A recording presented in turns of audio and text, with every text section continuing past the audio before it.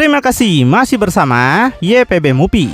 Masih melanjutkan part sebelumnya, pertarungan sengit terus terjadi antara Hit melawan Makoto di saat yang lain masih melakukan latihan di dalam dimensi piramida.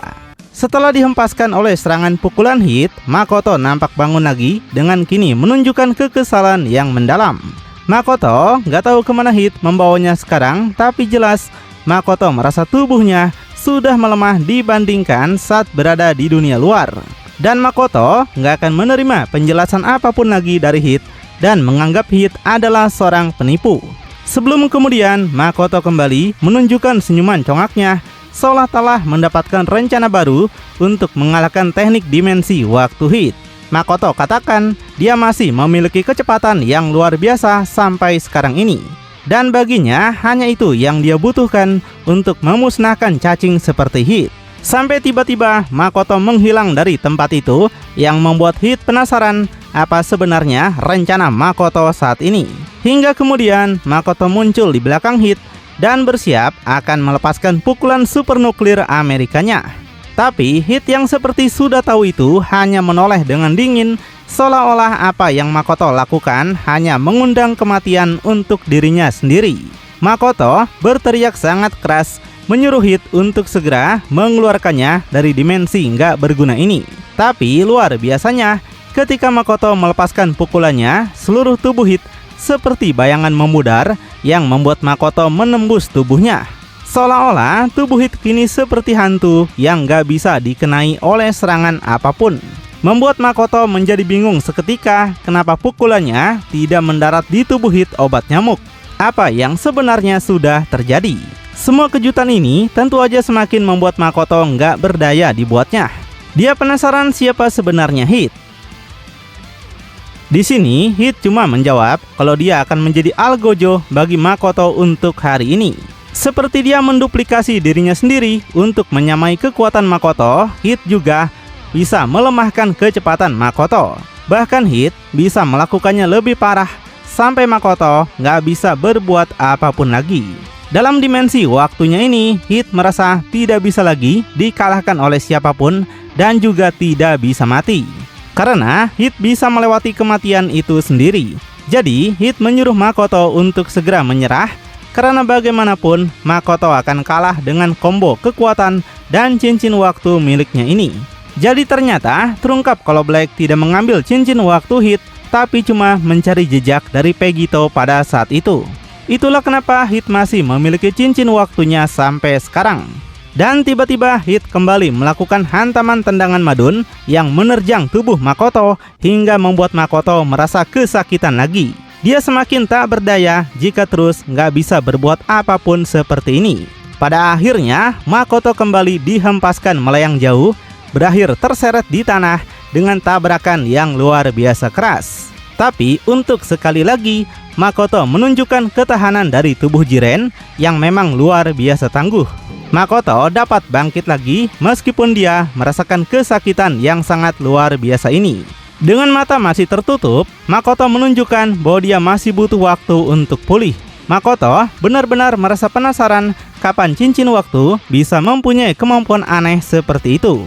Padahal dia tahu kalau cincin waktu cuma digunakan untuk berpindah ke masa lalu dan masa sekarang aja. Makoto perlahan membuka matanya lagi untuk benar-benar melihat di mana Hit sekarang. Sampai tiba-tiba Makoto dibuat sangat terkejut melihat sesuatu yang ada di hadapannya sekarang. Tiba-tiba Hit berdiri di depan Makoto dalam jumlah yang sangat banyak sekali. Kemampuan seperti ini pernah ditunjukkan Black dan juga Pegito, di mana Hit memanggil Hit lain dari berbagai timeline sekaligus. Semuanya berdiri menatap serius, seakan-akan ingin segera menjadikan Makoto sebagai santapan mereka. Hit asli memberitahu inilah yang sudah dia katakan sebelumnya pada Makoto. Di sini ada 200 versi nyata Hit yang muncul untuk memburu Makoto dari timeline yang berbeda-beda. Inilah apa yang harus Makoto hadapi, dan ini hanyalah sebagian kecil dari apa yang dapat dia lakukan di sini. Dan dengan bersiap melepaskan pukulannya sekarang, Hit bertekad akan melepaskan Jiren dari makhluk yang sudah merasuki tubuhnya. Diikuti oleh 200 klon Hit yang juga akan melakukan penyerangan pada Makoto. Meninggalkan Makoto dalam ketakutan dan memohon supaya Hit segera menghentikan serangan itu padanya. Bahkan Makoto mengetahui kekuatan yang dia rasakan sebelumnya dan merasa ini mungkin adalah kematian untuknya. 200 Hit nampak melepaskan pukulan gelombang kejut yang semuanya menghantam tubuh Makoto dengan sangat keras sekali, membombardir tubuhnya dalam ledakan serangan yang benar-benar menyiksa, karena semuanya menyerang pada saat yang sama persis. Dan sebagai tanggapan, Makoto nampak mengeluarkan banyak jeritan kesakitan yang tak tertahankan dari tubuhnya. Iblis Makoto yang berada di dalam tubuh Jiren sungguh nggak bisa menahan perasaan sakit ini. Dia merasa energi kehidupannya semakin memudar dan akan mati jika tidak dihentikan. Makoto penasaran apakah itu adalah jenis kekuatan yang dikalahkan oleh Pegito. Sampai tiba-tiba seolah-olah telah mati di dalam tubuh Jiren, matanya berubah lagi menjadi hitam seperti mata asli milik Jiren. Kemudian, di luar dimensi waktu milik Hit, nampak tubuh Jiren terdiam membeku tanpa bisa melakukan apapun. Seperti semua serangan yang sudah Hit lakukan, hanya berlangsung di dalam dimensi waktu, bukan di dunia nyata. Simpelnya, semua kejadian seperti berlanjut di dalam pikirannya. Dia menatap kosong ke depan, membuat kita bertanya-tanya apakah Hit sudah menguasai teknik Genjutsu Itachi. Dan saat ini, Hit sendiri cuma menatapnya dalam diam, seperti benar bahwa Hit telah menggunakan Genjutsu. Hit merasa sedih melihat tubuh Jiren sekarang jadi seperti ini. Hit penasaran bagaimana Jiren bisa dirasuki oleh makhluk yang tidak dia kenal ini. Tapi, yakinlah apapun yang ada di dalam tubuh Jiren tidak akan bertahan lama, karena jiwa Makoto sedang terkunci di dalam dimensi waktunya. Dan Hit akan melepaskannya ketika urusannya dengan Pegito selesai. Tapi tanpa sepengetahuan Hit, iblis Makoto keluar seperti parasit dari belakang tubuh Jiren, yang kemudian dalam kecepatan super, pecahan Makoto mulai menyerang Hit yang sepertinya ingin menguasai tubuhnya sekarang. Dan dalam beberapa detik, Hit yang menoleh terkejut melihat parasit datang menyergapnya. Di sisi lain, Jiren asli yang akhirnya sadar berteriak memberitahu Hit untuk segera berhati-hati dengan Makoto yang ingin merasuki tubuhnya. Tapi tiba-tiba Makoto lebih dulu menyerang Hit hingga melubangi tubuhnya seperti donat goreng. Dan luka di tubuhnya ini bisa Makoto gunakan sebagai jalan agar bisa masuk dan menguasai tubuh Hit, meninggalkan Hit dalam rasa penasaran tinggi apa sebenarnya iblis ini. Dan dengan cepat, Hit mulai merasakan tubuhnya kehilangan kendali dirinya. Iblis Makoto muncul di hadapan Hit sambil memperkenalkan dirinya yang akan menjadi tuan rumah baru bagi tubuh Hit sekarang ini. Sekarang, Pegito dan yang lain tampaknya akan memiliki dua mantan teman mereka yang kerasukan yang sekarang menunggu untuk membunuh mereka. Kemudian, cerita pindah lagi ke dalam piramida khusus di mana Frieza mendapatkan luka yang sangat parah setelah dihajar terus-menerus oleh iblis Vegeta. Frieza hanya bisa menunjukkan kekesalannya saja karena kekuatannya tidak sebanding dengan kekuatan Vegeta yang begitu sangat luar biasa. Sebaliknya, Vegeta yang menunjukkan senyuman congaknya meremehkan Frieza yang tampaknya tidak menjadi dirinya seperti biasanya. Vegeta yang pernah menjadi kaki tangan Frieza merasa ini sangat menyedihkan sekali. Dan jangan bilang kalau Frieza ingin menyerah padanya sekarang. Vegeta menegaskan Frieza nggak mungkin bisa menggunakan kekuatan iblis seperti mereka. Dan menanggapi hal tersebut, nampak Frieza semakin kesal dan marah karena nggak bisa berbuat apapun untuk mengalahkan Vegeta. Dia mengangkat kedua tangannya dan mengeluarkan banyak listrik hitam yang mengelilingi tubuhnya. Frieza menegaskan kalau dia udah tidak tahan lagi dengan semua ini. Dan dengan kemarahan itu, Black Frieza kemudian langsung meluncurkan tubuhnya ke arah Pangeran Congak sangat cepat. Vegeta yang senang melihat itu dengan senang hati akan menyambut kedatangan Frieza dengan pertahanannya. Vegeta malah menantang Frieza untuk mengeluarkan semua kekuatan yang dia miliki. Mereka membutuhkan Frieza menjadi lebih kuat dan menyampaikan hal ini pada Vegito. Dan ketika Frieza melepaskan tendangan supernya pada Vegeta, dengan mudah bisa Vegeta tangkis. Bersamaan dengan itu, Vegeta mengarahkan telapak tangannya pada wajah Frieza dan akan melakukan serangan balik lagi. Frieza menjadi sangat ketakutan dan menanyakan apa yang sebenarnya bakalan Vegeta lakukan padanya.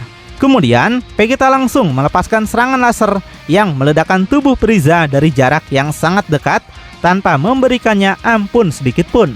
Seluruh kepala dan tubuh Frieza hilang dalam cahaya ledakan. Tapi sayangnya, itu nggak bakalan cukup untuk membunuh Frieza. Karena tiba-tiba Frieza menundukkan badannya dan mengarahkan jarinya balik pada Vegeta. Jari Frieza akan langsung membuat kontak dengan tubuh Vegeta yang mungkin ingin balik melepaskan laser mematikannya. Dan benar aja, Frieza berhasil melubangi tubuh Vegeta dengan laser tanpa Vegeta bisa menghentikan kebrutalan kadal gurun itu. Vegeta yang merasakan efeknya langsung sontak mengerang kesakitan dan teringat seperti apa yang dia alami di planet Namek dulu. Sementara Frieza kembali mendapatkan rasa percaya dirinya dan membenarkan ucapan Vegeta. Meskipun Frieza tahu Vegeta sudah membuatnya melewatkan poin penting. Frieza meledek apakah Vegeta akan menangis dan menceritakan tentang masa kecilnya yang malang lagi. Tapi Vegeta yang kesal segera balik melepaskan serangan dengkulnya membuat Frieza terhempas ke udara. Frieza menjerit kesakitan karena serangan itu dilakukan ketika dia lengah. Dan kini Vegeta udah nggak merasakan sakit lagi dan sebaliknya menunjukkan senyuman congaknya lagi. Vegeta menegaskan tidak ada air mata yang akan jatuh di sini. Frieza yang nampak tertawa balik menyuruh Vegeta untuk menyerangnya lagi karena dia tidak merasakan kesakitan kecuali awal pertarungan mereka.